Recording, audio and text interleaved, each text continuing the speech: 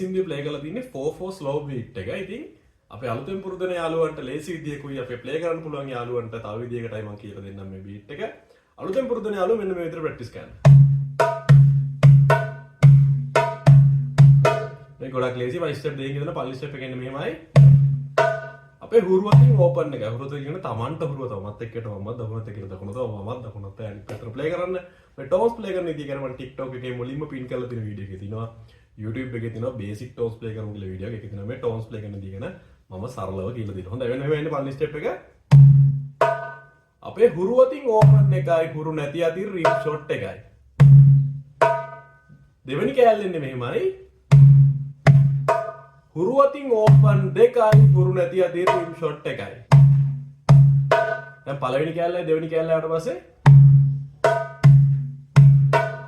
1 2 3 4 1 2 3 4 open එකයි rim shot එකයි open දෙකයි රිම් ෂොට් එකයි 1 2 3 4 1 2 3 4 ප්ලේ කරන්න පුළුවන් යාළුවෝ මේ විදිහට ප්ලේ ගන්න.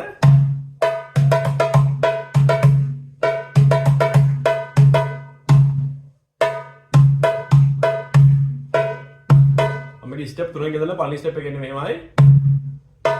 හුරුවටින් ඕපන් එකයි හුරු නැති අතින් රිම් ෂොට් එකයි. දෙවෙනි කෑල්ල එන්නේ මෙහෙමයි. හුරුවටින් ඕපන් එකයි හුරු නැති අතින් රිම් ෂොට් එකයි හුරුවටින් ඕපන් එකයි හුරු නැති අතින් රිම් ෂොට් එකයි හුරුවටින් ඕපන් එකයි.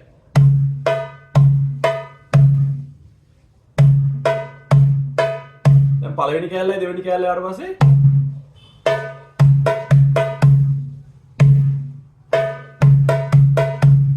अंतिम कෑල්ල හුරු නැති අතින් රිම් ෂොට් එකයි හුරුවත් ඕපන් එකයි හුරු නැති අතින් රිම් ෂොට් එකයි. දැන් කෑල්ල තුනම ආවට පස්සේ